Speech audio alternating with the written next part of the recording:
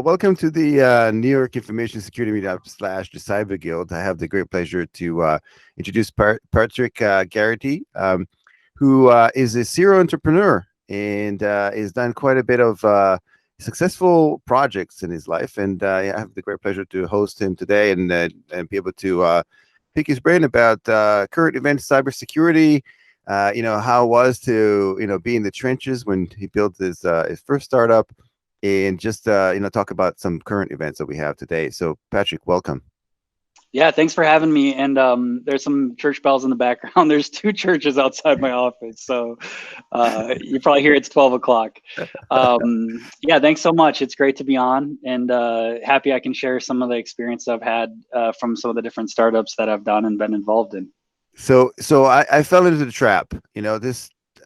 What's with all those skateboards in the back? Let's talk about the conversation piece. Well, it's a combination of midlife crisis, coronavirus, and me being a lifetime skateboarder.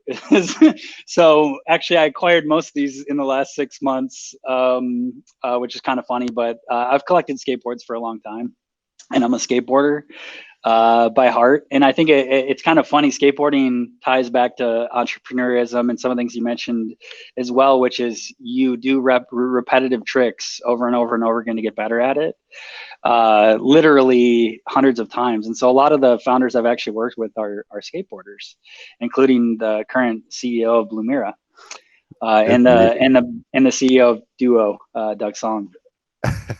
It's unbelievable. And so so most people are not intimate with the art of skateboarding. I think it was doing highlights was back in the late 80s, right, when there was a bunch of skateboarding movies and so on, and then the the videos came out, or video games came out, and then but one thing that really strikes me is I don't think people realize how long it takes to master a single trick in a skateboarding world. I don't know if you can talk a bit about it, because that's how that's kind of applied to what you mentioned to entrepreneurship. Yeah, I mean, it can take, in some cases it can take days, in other cases it can take years. And I've skateboarded for 25 years about, and I'm still not that good. And some of that's been on and off, but you look at someone like the best Tony Hawk or Steve Caballero and some of the others that have been skateboarding for 30 plus years, they that's all they do. And they're still learning new tricks, right? And so I think that's one of the things that applies to security is, it's kind of funny. You mentioned it was popular in the 80s. Security got popular a little bit in the 80s. And then the joke when I came to Duo in 2012 was nobody cares about security. And that really has, that's really changed over the last 8 years. Yeah, absolutely. I couldn't agree with you more. I've started this group back in 2013, and friends and family. Now we have over 5,000 members. But back in the day, was people didn't even know what security was. I think most organizations have people that were doing IT in general, and then they were doing security as kind of a side gig almost for what they were already doing, hardening the servers and so on.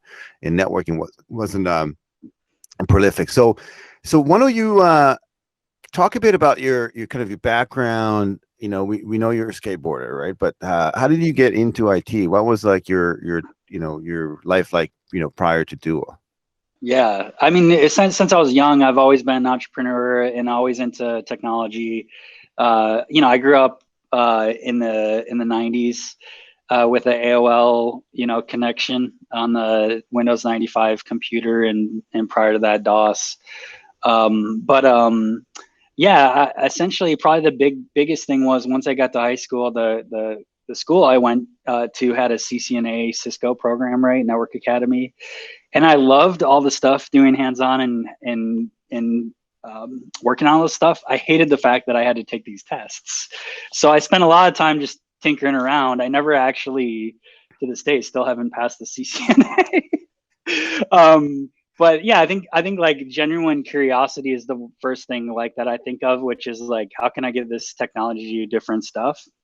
And then I opened a computer repair company in the 2000s, and it was like Geek Squad, small town, just helping people, operate their businesses, stay connected, and do things like get a website up and running. And I decided to essentially sell that to some friends and move on and get into enterprise IT. And so I worked for a managed service provider, helping build and grow the business. We through acquisition and through other things ended up growing the company from about 2 million in revenue to about 60 million, and we sold to a company called Logicalis. And at that point, that's where I met Doug Song, and he was if anybody knows Doug, he's the CEO of Duo Security, did Arbor Networks, Barracuda. And it was really interesting. Just started to see this concept of turning something like two-factor that was overly complicated into a very simple art, where you could deploy a security control that was easy to use, and you could do it in a matter of a couple of minutes. And so when they showed me a demo and they had like 20 customers, I was like, this is the future. And what was kind of interesting in talking to them is, hey, I want to be a part of this. I want to work on this. I'll do anything. And Doug's like, no, we're not ready yet. And so I just continue to be persistent with him. And 3 months later, ended up coming on board. But I can tell you, during that time, everyone told me it was a stupid idea and that I shouldn't go be a part of it, because the problem was already quote unquote solved. With products like, if you're familiar with RSA, Secure ID, and some of the other ones. So yeah, that was, and then 8 years essentially helping build the go-to-market for Duo, the product, and scaling with the different teams and addressing some of the customer needs. So really, really early on, it was funny because Doug and John O were like, oh, we need to build everything for Linux and for APIs. And it's like, no, guys, 90% of the world actually runs on Windows. And so it was really interesting, really pushing towards more of the Windows Microsoft stack, right? That developers tend to forget about, or not spend as much time on, that are, deep into Linux stacks. So we ended up growing really fast. I moved to Europe and opened up our operation in Europe. Spent a year there in 2017, then moved back and helped scale some of the teams around product and product marketing. And over we went from, when I joined, about 12 people to about 800.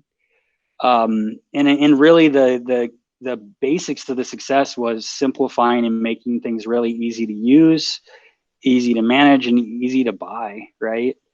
With some background there. And then more recently, about a year ago, we got acquired by Cisco.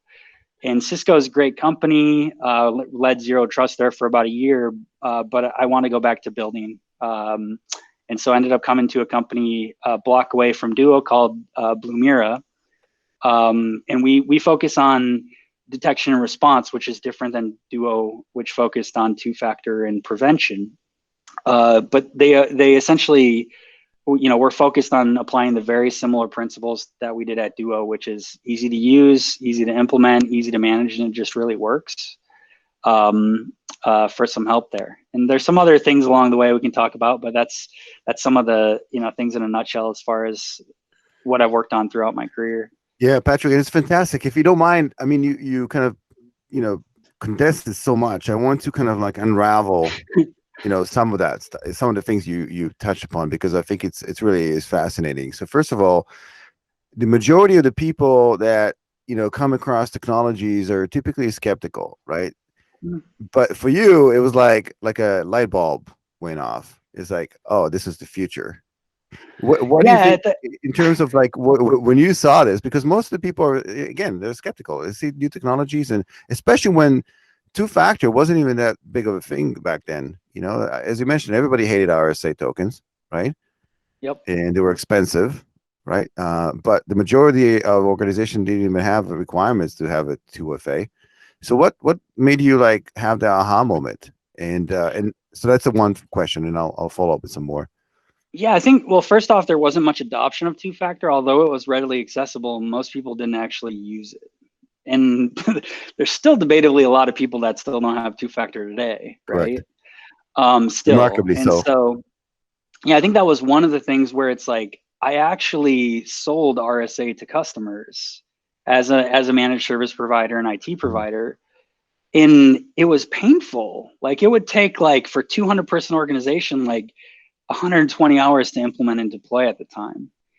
And then I literally downloaded a trial of Duo and I set it up on a Windows server in 5 minutes. And I was like, all right, actually, I just took the 120 hours of people time, and someone of my level of sophistication, which my background is predominantly a salesperson, was able to deploy this, right? Immediately, I was like, I got to be a part of this, right?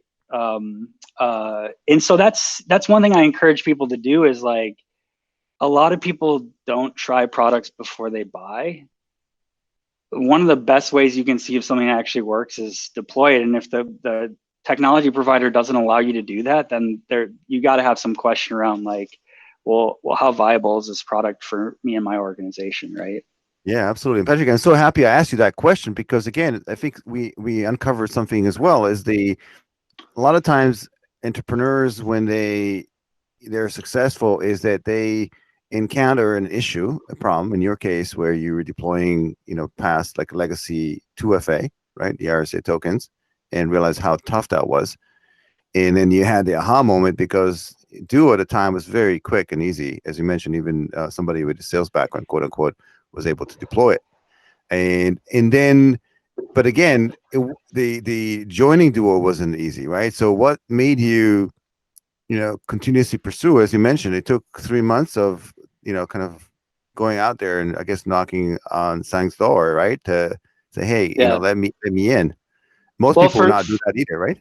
Yeah, for me, a bit of persistence, right? Yeah. And I think that's something I look for a lot of people are they going to continue to try and solve the problem, or run at the opportunity, right? And so, persistence is an important attribute in almost any role. And that kind of goes back to the skateboarding, right? Like, keep trying the trick. Keep, like, when you want to do something, you want to do a kickflip, or you want to go work for someone, or you want to work for a company, like, and I would say this, I hire people all the time. If you bug, like, don't be annoying. They call it professionally persistent, but I will always continue to engage with someone if they're professionally persistent. And those are attributes that make me want to help them and get them to different places in life. And so, yeah, I really encourage people. It's like, if you want to run at something, you want to be part of a company, like, demonstrate and show that to the people. And professional persistence of, like, pinging someone on a weekly or monthly basis is a great way to build a rapport and show that you're in it for the long run. And with Doug, what I did is I brought him 3 customers and I said, these are 3 companies that want your product. And he's like, I don't have time for it. How about you just come on board and deal with it? And so that's, in the end, what got me a seat at an opportunity with Duo. And then the other thing, especially with early stage startups, is being in a position to tolerate risk. So, like, I get emotional. No, that's good. But that's what I think, different job opportunities don't always pay the same, especially as you go to early stage companies. You have to try and optimize to get yourself in a position where you can take risk, because it's unlikely you're going to get paid the same as a later stage company. And so I think that's some of the other things to consider if you're looking to be a part of a startup. And even, I think, outside of startup, if you want to do a pivot in your career where, hey, I'm an IT person and I want to become a security analyst, or I'm a security analyst and I want to get into compliance, that might mean you have to take a step back financially to go get in that role and then develop your skills. And so I think that's one thing that, like, it has really benefited me, is, like, always being conservative and getting myself in a position so I'm able to take that risk. And the risks a lot of times is, as long as you do it smart and you do your due diligence, most of the time they're going to turn out to be put you in a stronger long-term position as well from a career perspective. Yeah, and you mentioned conservative from, I'm assuming, from personal expenses, keeping your expenses low and so on. And most people, I think, are afraid to take that leap. Even people that are moving from one job to another, a lot of times they will take the higher paying job, knowing that potentially it's not as, long term is not going to benefit. They're kind of thinking, like, short term. So, but obviously it paid off, as you mentioned, like, your you assessed that risk, quote unquote, but you saw the potential of Duo specifically, right? So, fast forward, you had that kind of, you know, grow from 20 employees to 800, but I'm assuming it wasn't all like, a gravy train, right? I'm assuming that throughout those, tell me about, like, because this is what entrepreneurs are all about, right? I always tell people you can have a good day and a bad day in the same day. And people Yeah. just only see the acquisition of Duo, right, by Cisco with a large sum of money, but they don't see, like, the trial and tribulations along the way. And even moving out to Europe I'm sure was difficult, right? So tell me a bit about kind of the challenges you guys faced in the early days. Yeah, I think, one thing from a market perspective is like we we were a cloud application, right? And so it was like, hey, security product in the cloud. In 2012, most people had not adopted cloud applications. Um, so I think first off, it was like, building the trust that we're a additional layer of control that can help them, in that it's okay to put something in the cloud. So early on, for a lot of early customers, it was the first cloud application they ever used. Well, Um, so I think, sorry, I'm like emotional thinking of all these things. no, this is good. This is But I wish everyone was that emotional, like this is the whole point, is to get you to unravel again, because yeah. not all people So have they see you successful entrepreneur, but they don't see yeah. what you went through, right? So a lot of people, would push back and say, well, hey, I want you to build exactly what RSA has. Like, I need an on-premise piece of software that does this, right? And so generally speaking, like, there's a subset of people that are like, yeah, I'm on board, let's do this, when you're building innovative technology and security.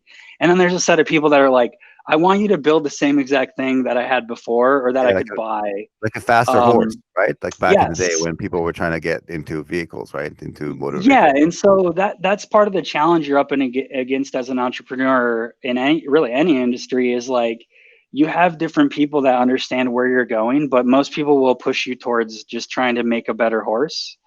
And so, the two things were cloud adoption and mobile devices were evasive. And so the number one objections we got were, oh, it's a cloud app that's not secure. And then the other thing was like, you're going to make a person use their own personal device to log into something that's corporate. So that essentially became the two primary objections. And it's like, well, if everyone's going to end up having a mobile phone, even if it's their own, and they're putting corporate email on it anyway, like, why are you so, what's the major concern here? And so more or less that was about privacy.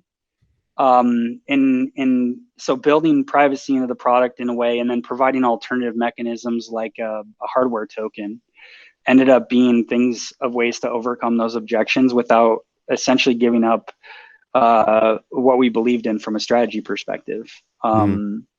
So that's one thing that comes to mind when you ask that question. There's probably a ton of other stuff behind that as well.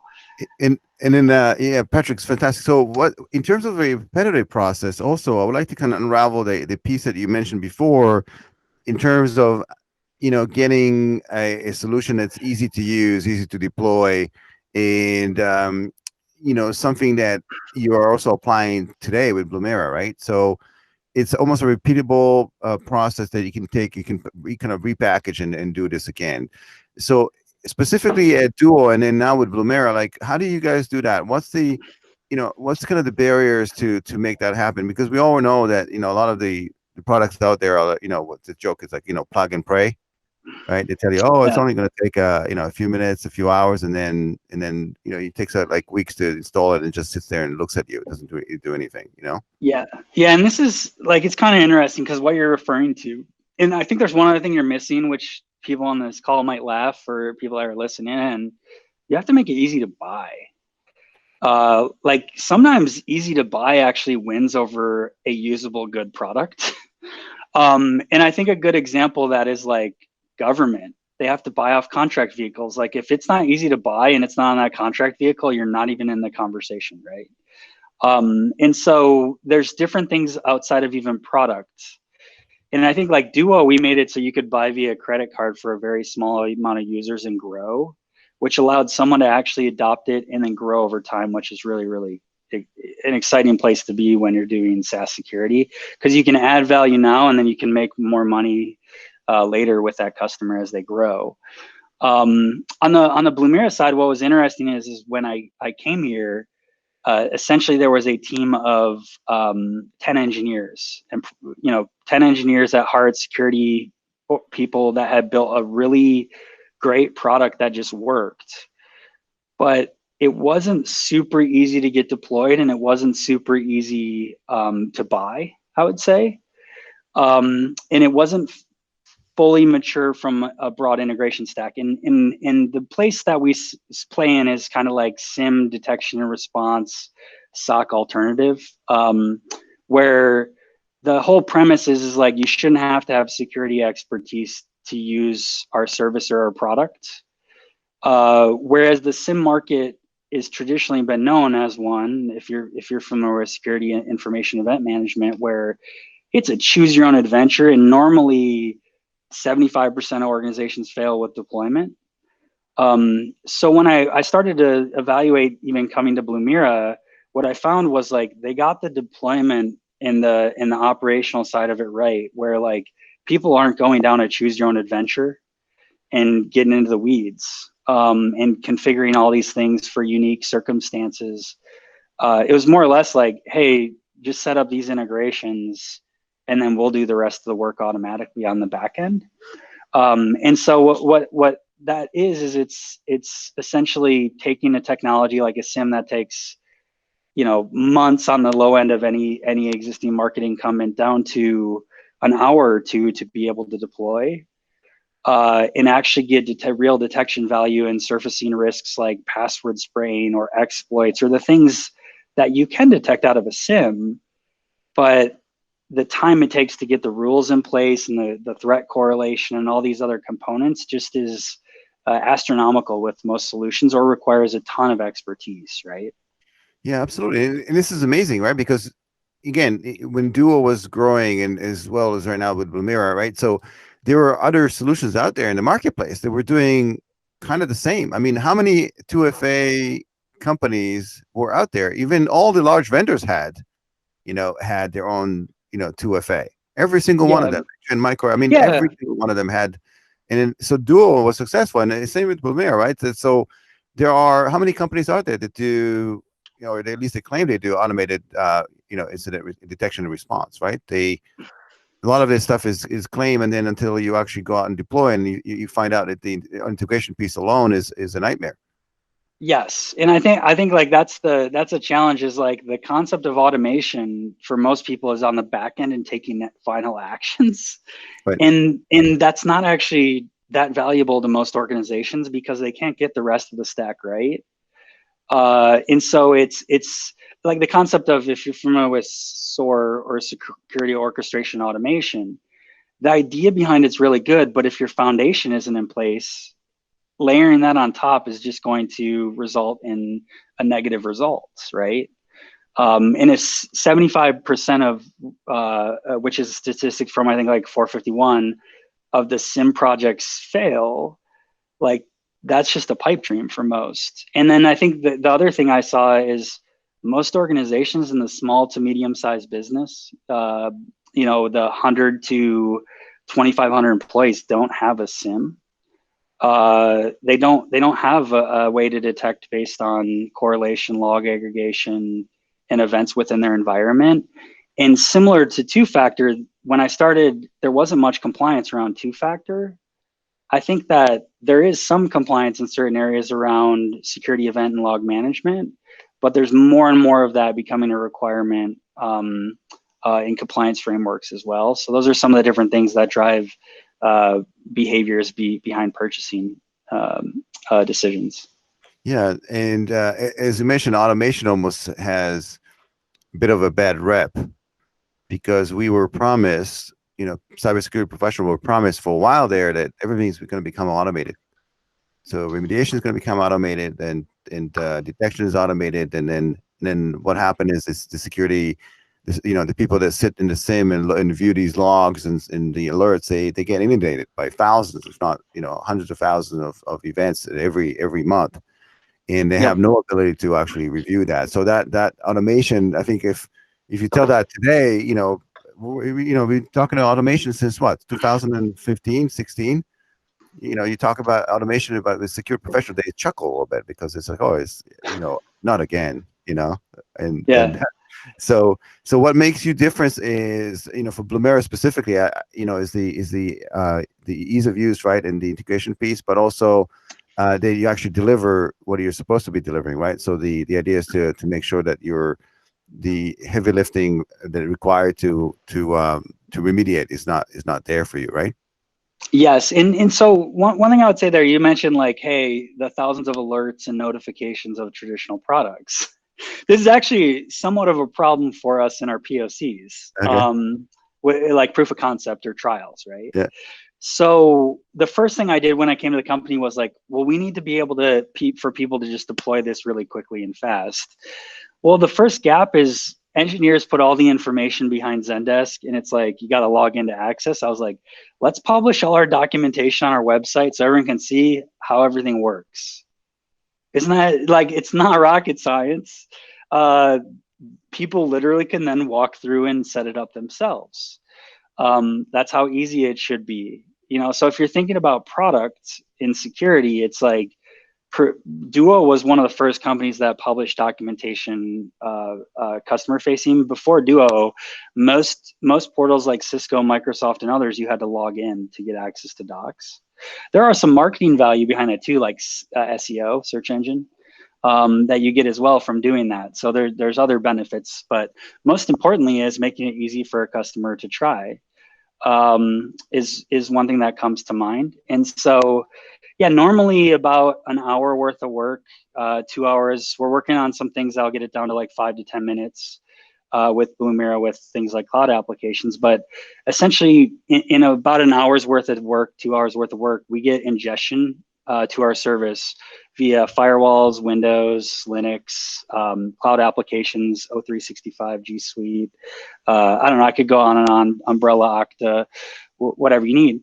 And so that's pretty much the work we ask for, is like, hey, just configure so your logs get to us. At that point, everything else is designed on the back end to correlate, do detection, surface real risk, and help customers remediate and respond. And in some cases, take action automatically.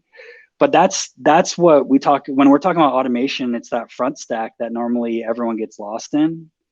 And so like they might get to a point where they like have log collection, and then they can like maybe do some threat hunting or reporting, but like really what organizations truly have the resources and time for that? Only ones that have a dedicated SOC and are sophisticated, is the reality behind it. And so yeah, what we do is essentially then apply rules on the back end to detect for I would say like 95% of the most common threats out there that consistently people are getting hit with, or are risk to organizations, things like RDP exposure, password spraying, exploits being run on Windows.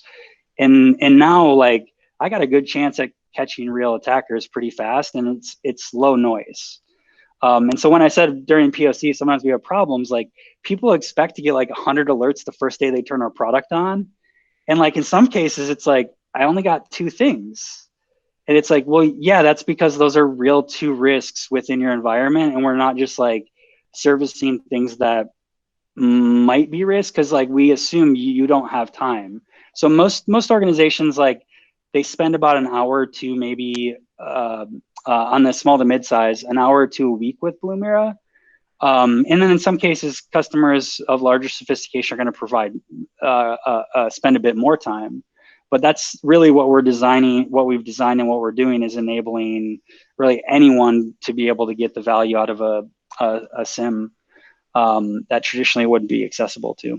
Yeah, absolutely. So, maybe you have to create like a dial where you you like kind of like move it as on a POC level, and then maybe potentially show the ones that are they were flagged, but then revalidate. Well, Yeah, what we do now is we publish on our documentation, here's how to test your SIM. And you can go to Blumira.com and go to the integrations page, and at the bottom you can see like, we'll create a domain account administrator. That's an easy way to test. Like, you should validate every domain admin that gets created that's got access in your environment, and that shouldn't be happening very often, right? You can test password spraying with a tool from Bo Bullock from Black Hills. We have a link to that. You can, there's some different exploits you can run. And so like, that's actually more meaningful, is like running actual tests to see that it does surface the things that matter. And I think like ultimately like the best POCs have been where a customer runs a pen test and they're like, wow, you guys flagged on almost everything that within the pen test, right? That's a really, important thing, is you actually have to test to make sure these tools are working. And we encourage people to do that on our service. You should do that with your SIM that you're using today, if you have one as well.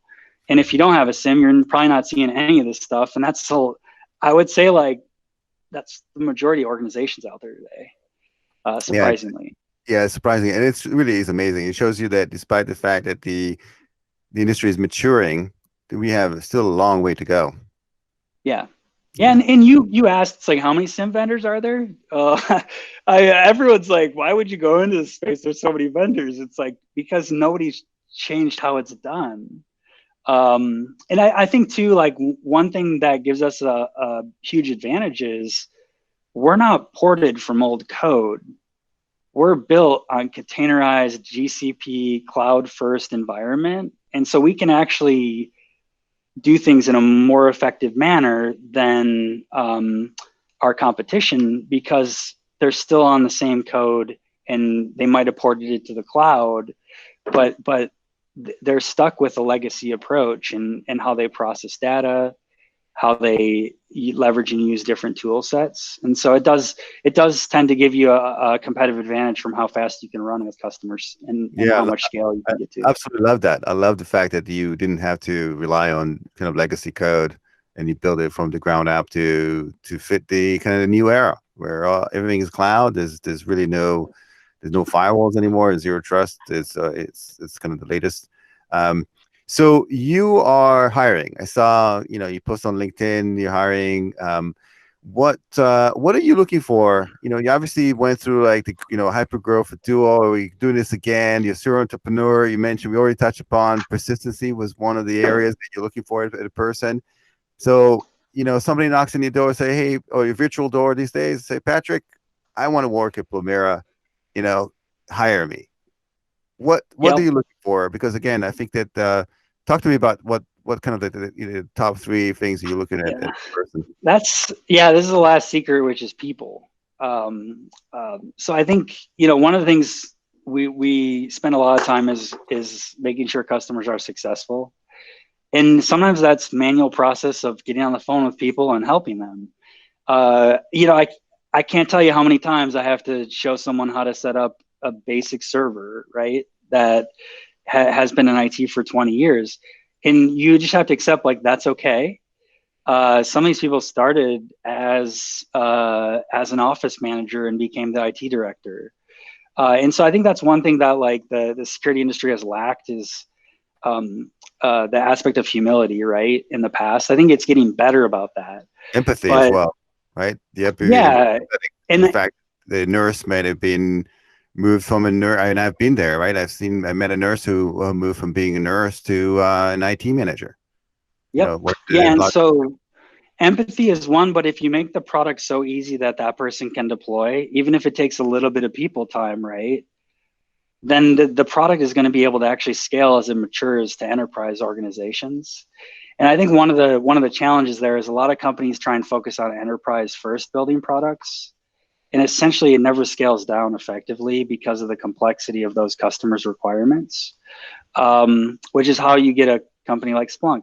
Um, uh, like, I think that's the truth. And Splunk is a great product. We tell people all the time, it's like, hey, if you have a sophisticated SOC and you want to do data analytics on security and all this stuff, like, we'll encourage you to go apply Splunk because we're not those things. And so I think as it ties back to people, it's people with integrity. They're humble. They're willing to help others. Depending on what role, you also have to look for other attributes. So like, as I look for things like sales engineers, like, do they have functional IT experience is number one. It's great as a SaaS provider hiring people from managed service providers, for instance. I have had hands-on experience with lots of different customers. The other place I found it with sales engineers is or solutions engineers. So they're doing deployment mostly with customers, is hiring people from the Apple store. I myself used to sell cellular phones at a cell phone store. When you have to transact with that many customers a day, and you have to educate grandpa on technology, right? How an iPad works, or why like he can't copy and paste. That is something that shows that kind of humility and ability to operate and help them effectively. And so a lot of those attributes are things that I look for. And then as you get more on the engineering and security side, right, then it gets into more like, well, what have you done within a cloud infrastructure environment? Maybe what have you done from a skills perspective on a security side? How do you approach the problems? Are some of the things I think about. And then, high up there when I'm looking at like sales roles, culture, security experience, velocity, sales motion, and being able to deal with a lot of customers. I mean, there's times that we get on the phone with 20 customers in a day and you're exhausted. But the ability to be able to help them effectively in evaluating products, getting feedback, are some of the things that come to mind. I have them up on my board here, so that's No, why, that's I'm good. looking backwards right now. That's Yeah. amazing. Yeah. Yep. Today, so they don't have to necessarily know how to skateboard, or at least they have to watch a couple of Tony Hawk movies. No, You're not no. gonna ask them what was the latest Tony Hawk video that they watched. I love hearing about, who they are as a person, what's important to them, what's going on. And I think that's a cultural component. It's like, yeah, everyone's working towards a common good, right? And we're all a team on the same page. Yeah, we have our arguments. You kind of joked around about the problems. It's like, oh, I can't tell you how many times I wanted to quit my job. uh, but I think overall, it's like the team around you, people that keep you going. And so, yeah, at a startup and high growth company, you really measure the time in quarters opposed to years because you're moving so fast. So it's a fun time, but it doesn't come without a lot of stress in doing that.